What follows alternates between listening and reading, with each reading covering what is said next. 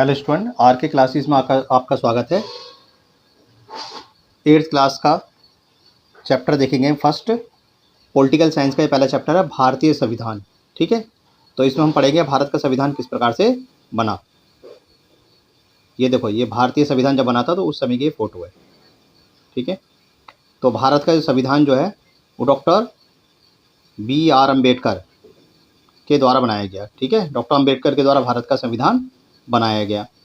और संविधान क्या होता है? एक ऐसा दस्तावेज होता है जिससे किसी देश का शासन चलाया जाता है। ठीक है, तो संविधान हमारे लिए क्या है? बहुत ही ज़्यादा इम्पोर्टेंट है।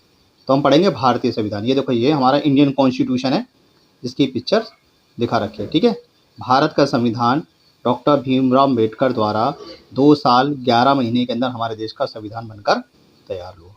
ठीक है, तो संविधान बनाना क्या बहुत ही मुश्किल काम था। अब आता है किसी देश को संविधान की जरूरत क्यों पड़ती है। किसी भी देश का शासन चलाने के लिए संविधान की आवश्यकता पड़ती है। भारत में भी आवश्यकता थी। 1934 में भारतीय राष्ट्रीय कांग्रेस ने संविधान सभा के गठन की मांग को पहली बार अपने अधिकृत नीतियों में शामिल करा। केवल भारतीयों को लेकर बनने वाले एक स्वतंत्र संविधान सभा की यह मांग दूसरे विश्व युद्ध के दौरान और तेज हो गई जब दिसंबर 1946 में संविधान सभा का गठन करा गया। तो आपसे क्वेश्चन पूछेगा कि पहला संविधान सभा का गठन कब हुआ? 1946 में। ठीक है, समझ गए। और दिसंबर 1946 से नवंबर 1949 के बीच संविधान सभा ने स्वतंत्र भारत के लिए नए संविधान का एक खांचा तैयार कर लिया था। और 150 साल की अंग्रेजी हुकूमत के बाद भारतीयों को आखिरकार अपनी नीतियों को लागू करने का मौका मिला। ठीक है, संविधान सभा के सदस्यों ने स्वतंत्र संघर्ष के रूप में संविधान की मांग करी। ठीक है, ये देखो, ये संविधान की मांग करते हुए दिखा रखे, ये पंडित जवाहरलाल नेहरू है। ठीक है, और इस तरीके से धीरे धीरे करके भारतीय संविधान की मांग तेजी से बढ़ने लगी। ठीक है, तो अब क्वेश्चन आता है, संविधान क्यों आवश्यक है? किसी भी देश का शासन चलाने के लिए हमेशा संविधान की आवश्यकता होती है। संविधान 2 प्रकार के होते हैं, एक होता है कठोर संविधान और एक होता है लचीला संविधान। कठोर संविधान वह संविधान होता है जिसमें आसानी से संशोधन ना किया जा सके। ठीक है, जैसे अमेरिका का संविधान। और लचीला संविधान वह होता है जिसमें आसानी से संशोधन किया जा सके, यानी चेंजिंग की जा सके। आपसे पूछेगा भारत का संविधान क्या है? भारत का संविधान कठोर और लचीला दोनों ही है। ठीक है, समझ गए।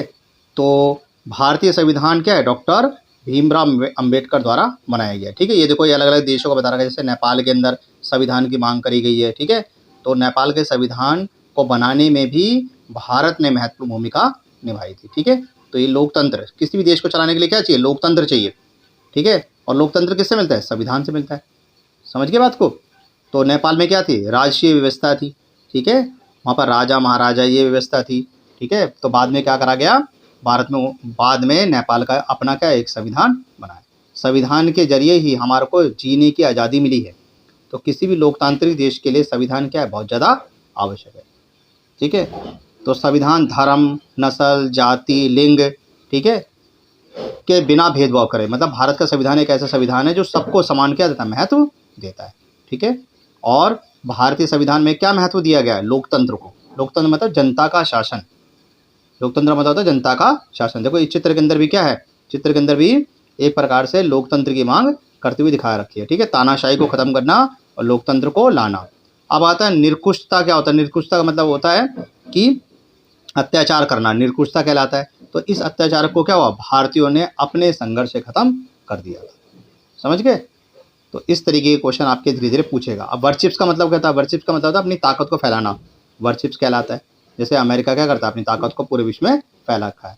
ठीक है, उसको अमेरिकी वर्शिप्स कहा जाता है। तो इस प्रकार के चित्र हैं ये। ठीक है, इनमें स्टोरी दे रखी है छोटी छोटी, आप इसको पढ़ सकते हो। ज़्यादा कुछ इसके अंदर है नहीं, बस इतना ध्यान रखो। संविधान क्या होता है? संविधान एक प्रकार का ऐसा दस्तावेज होता है जिससे किसी देश का शासन चलाया जा सकता है।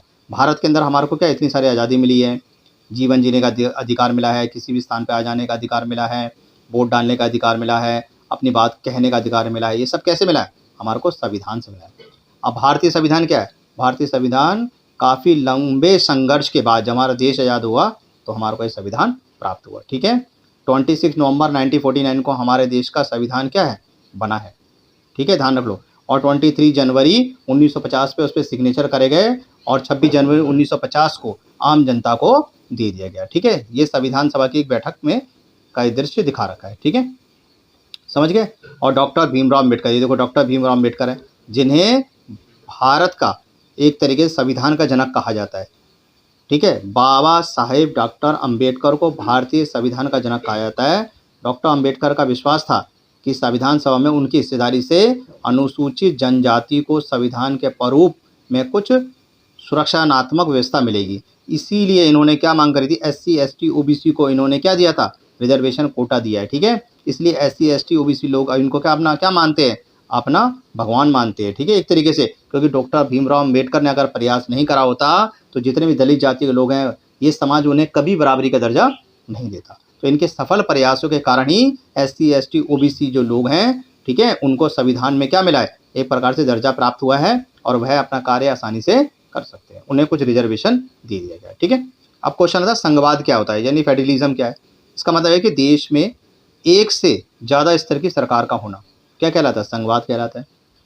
देश में एक से ज़्यादा स्तर की सरकार का होना क्या कहलाता है, संघवाद कहलाता है। जैसे हमारे यहाँ देखो, हमारे देश में राज्य स्तर पर भी सरकार है और केंद्र स्तर पर सरकार है, पंचायत राज व्यवस्था भी है हमारे यहाँ पर। बात समझ रही है, हमारे यहाँ केंद्र को भी शक्ति प्रदान है और राज्यों को भी शक्ति प्रदान है। वर्तमान में अगर इस समय देखें तो 28 राज्य हैं और 9 केंद्र शासित प्रदेश हैं, यानी 28 स्टेट है और 9 यूनियन टेरिटरी है। ठीक है, तो इसमें क्या है, केंद्र सरकार को भी शक्तियां हैं और राज्य सरकार को भी शक्तियां, इसको संघवाद कहते हैं। बहुत इंपॉर्टेंट क्वेश्चन है, इसको अच्छे से देख लें स्टूडेंट। ठीक है, समझ गए बात को। अब आता है संसदीय शासन पद्धति क्या है। सरकार के सभी स्तर पर प्रतिनिधित्व का चुनाव लोग खुद करते हैं। बात समझ रही है, इसका मतलब क्या हुआ है कि वोट डालते हैं, जनता द्वारा वोट डाला जाता है और सरकार चुनी जाती है। ठीक है, और वोट डालने की उम्र कितनी है, 18 वर्ष। ठीक है, पहले वोट डालने की उम्र क्या थी, 21 वर्ष थी, परंतु बाद में इसको घटाकर 18 वर्ष कर दी गई। ठीक है, तो बहुत लंबे संघर्ष के बाद भारत को आज़ादी प्राप्त हुई है। अब आता है शक्तियों का बंटवारा क्या होता है। संविधान के अनुसार सरकार के 3 प्रमुख अंग होते हैं। पहला होता है विधायिका, दूसरा कार्यपालिका, तीसरा न्यायपालिका। 3 अंग है, विधायिका, कार्यपालिका और न्यायपालिका। ये आपसे क्वेश्चन कई बार पूछा जाता है एग्जाम के अंदर कि सरकार के 3 अभिन्न अंग कौन से हैं, विधायिका, कार्यपालिका और न्यायपालिका। विधायिका में हमारे निर्वाचित प्रतिनिधि होते हैं, यानी हम वोट डालते हैं और हमारे चुने हुए लोग वहाँ पर जाते हैं। कार्यपालिका ऐसे लोगों का समूह होता है जो कानूनों को लागू करने का और शासन चलाने का काम करता है। और न्यायपालिका क्या होता है, न्याय की व्यवस्था को क्या करता है, सुनिश्चित करता है। न्यायपालिका देखता है कि किसी का कोई भेदभाव ना हो। ठीक है, जब 2 राज्यों के बीच में अगर किसी प्रकार कोई टकराव होता है तो न्यायपालिका ही उसको क्या करता है, सॉल्व करता है। सरकार की किसी भी शाखा द्वारा सत्ता के दुरुपयोग को रोकने के लिए प्रावधान किया गया है।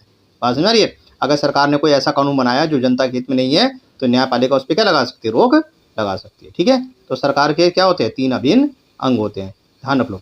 अब आता मौलिक अधिकार क्या है। मौलिक अधिकार वे अधिकार होते हैं जो हमारे को क्या मिलते हैं, संविधान से प्राप्त होते हैं। जब हमारा संविधान बना था, ठीक है, तब हमारे पास क्या थे, 7 प्रकार के मौलिक अधिकार थे। ठीक है, परंतु बाद में 7वां अधिकार हटा दिया, जो कि 7वां अधिकार था संपत्ति का अधिकार, उसको हटाकर आज वर्तमान में क्या है, हमारे 6 प्रकार के मौलिक अधिकार।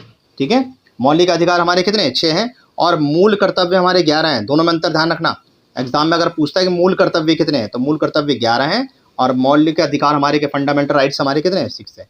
ठीक है, तो ये किससे मिले, हमारे को संविधान से प्राप्त हुए हैं। जिसमें देखो पहला आता है समानता का अधिकार। इसका मतलब क्या है कि कानून की नज़र में सभी लोग समान हैं। इसका मतलब यह है कि सभी लोगों को देश का कानून बराबर सुरक्षा प्रदान करता है। इस अधिकार में यह भी कहा गया है कि धर्म, जाति या लिंग के आधार पर किसी भी नागरिक के साथ भेदभाव नहीं होगा। खेल के मैदान, होटल, दुकान इत्यादि सार्वजनिक स्थल पर सभी को बराबर पहुंच का अधिकार है। रोजगार के मामले में भी राज्य किसी के साथ भेदभाव नहीं करेगा। ठीक है, बात समझ रही है। तो इस प्रकार का ये क्या हमारा पहला मौलिक अधिकार है। दूसरा स्वतंत्रता का अधिकार। इस अधिकार के अंतर्गत अभिव्यक्त व्यक्ति को भाषण देने की स्वतंत्रता, सभा करने की स्वतंत्रता, संगठन बनाने की स्वतंत्रता, किसी भी देश में आ जाने की स्वतंत्रता, कोई भी व्यवसाय करने की स्वतंत्रता। ठीक है, ये सब अधिकार प्राप्त है। इसी प्रकार से तीसरा था शोषण के विरुद्ध अधिकार। संविधान में कहा है कि मानव व्यापार, ठीक है, और छोटे बच्चों से काम कराना, ये सब क्या है, शोषण के विरुद्ध अधिकार है। चौथा आता धार्मिक स्वतंत्रता का अधिकार, यानी सभी नागरिकों को पूरी स्वतंत्रता प्राप्त है कि प्रत्येक व्यक्ति को अपनी इच्छा अनुसार धर्म का प्रचार करने का अधिकार है और वो कोई भी धर्म अपना सकता है। पांचवा था संस्कृति और शिक्षा का अधिकार। संविधान में कहा गया है कि धार्मिक या भाषाएं सभी अल्पसंख्यक समुदाय अपनी संस्कृति की रक्षा और विकास के लिए अपने अपने शैक्षिक संस्थाएं खोल सकते हैं, यानी संस्कृति और शैक्षिक अधिकार प्राप्त है। छठा आता है सार्वजनिक उपचारों का अधिकार। यदि किसी व्यक्ति को लगता है कि राज्य द्वारा उसके किसी मौलिक अधिकार का उल्लंघन करा गया है तो उसे यह अधिकार प्राप्त है कि वह अदालत की शरण में जा सकता है। ठीक है, आपसे एक और क्वेश्चन पूछता है कि भारत के संविधान के किस आर्टिकल को भारत की आत्मा कहा जाता है। ठीक है, आर्टिकल 32, इसको सार्वजनिक उपचारों का अधिकार भी कहा जाता है। आर्टिकल 32 का प्रयोग करके हम डायरेक्ट सुप्रीम कोर्ट जा सकते हैं। ठीक है, यदि कोई हमारे मौलिक अधिकारों का उल्लंघन कर रहा है, ठीक है, तो हम आर्टिकल 32 का प्रयोग करके कहाँ जा सकते हैं, सर्वोच्च न्यायालय जा सकते हैं। डॉक्टर भीमराव अम्बेडकर ने आर्टिकल 32 को क्या कहा है, संविधान की आत्मा कहा है। ये भी कभी कभी आपसे पूछ लेता है कि संविधान की आत्मा किसे कहा जाता है। ठीक है, अब आता है धर्मनिरपेक्षता क्या होता है। धर्मनिरपेक्ष राज्य का अर्थ होता है कि बिना कोई भेदभाव किए सबको बराबरी का अधिकार देना। क्या कहलाता है, धर्मनिरपेक्षता कहलाता है। भारत का क्या धर्म, भारत का अपना कोई धर्म नहीं है, बल्कि भारत क्या एक धर्मनिरपेक्ष राज्य है। बात समझ रही है, भारत का कोई अपना धर्म नहीं है, भारत एक धर्मनिरपेक्ष राज्य है। ठीक है, हाँ, यहाँ पर ये माना गया है, भारत के अंदर ये रहा है कि हिंदू कम्युनिटी के लोग क्या ज़्यादा हैं और अदर कम्युनिटी के लोग कम हैं, लेकिन इसके बावजूद भी भारत एक क्या है, धर्मनिरपेक्ष राज्य है, धर्मनिरपेक्ष देश है। ठीक है, जब भारत का संविधान बनाया गया तो इस बात को विशेष तौर पर रखा गया कि यहाँ पर सभी धर्मों को समान संरक्षण प्रदान है। ठीक है, आप और कोई कंट्री में चले जाओ, ऐसा मिला जुला स्वरूप आपको नहीं मिलेगा जितना आपको भारत के अंदर मिलेगा। ठीक है, तो भारत का अपना क्या है, एक अपना संविधान है और भारत एक धर्मनिरपेक्ष राज्य है, यानी धर्मनिरपेक्ष देश है। ठीक है, समझ गए। ये देखो, ये भारतीय संविधान में दस्तावेज में साइन करते हुए दिखा रखे हैं। और एक और क्वेश्चन पूछेगा कि भारत का संविधान कैसा है। भारत का संविधान, दो प्रकार के संविधान की हमने बात करी थी, एक कठोर और लचीला। इसी प्रकार से आता है मौखिक संविधान और लिखित संविधान। क्या होता है, तो लिखित संविधान वह संविधान होता है जिसका अधिकांश हिस्सा लिखित हो, जैसे कि भारत का संविधान। और मौखिक संविधान वह संविधान होता है जिसका अधिकांश हिस्सा लिखित ना हो, मतलब कम हिस्सा लिखित हो। ठीक है, जैसे कि ब्रिटेन का संविधान।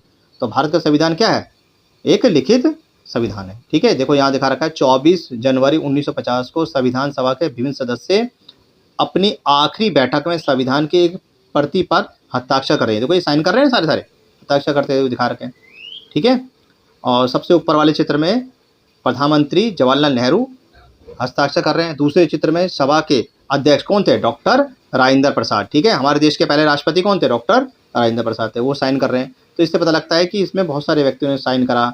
ठीक है, और चित्र में देखें, दाएं से बाएं क्रम में देखें तो कुछ लोग दिखाए रखे हैं, जैसे कि श्री जयराम दास, दौलताराम, खाद्य एवं वित्त मंत्री राजकुमारी अमृत कौर, स्वास्थ्य मंत्री डॉक्टर जैन मथाई, वित्त मंत्री सरदार वल्लभ भाई पटेल, उप प्रधानमंत्री तथा उसके पीछे श्री जगजीवन राम श्रम मंत्री खड़े हुए हैं। ठीक है, तो इससे पता लगता है कि भारतीय संविधान में बहुत सारे लोगों ने अपने सिग्नेचर करे थे। ठीक है बच्चों, तो आपका ये चैप्टर पूरी तरीके से खत्म हो गया है और इसमें बहुत सारे क्वेश्चन इंपॉर्टेंट थे। पहला क्वेश्चन तो यही था कि भारत का संविधान क्या है और हमें संविधान की आवश्यकता क्यों होती है। ठीक है, तो इस चैप्टर के अंदर मैंने आपको डीपली बता दिया है और ये चैप्टर आपका पूरी तरीके से खत्म हो गया है। ठीक है, तो सही बच्चे जो भी इस वीडियो को देख रहे हैं वो अच्छी तरह इसकी क्या कर लें, तैयारी कर लें, और जो कंपार्टमेंट के बच्चे हैं वो तो अच्छी तरह देख लें। ठीक है, आई होप आपको वीडियो पसंद आ गई होगी। ठीक है, जल्दी ही मिलते हैं हम एक नेक्स्ट वीडियो के साथ। ठीक है, बाय बाय।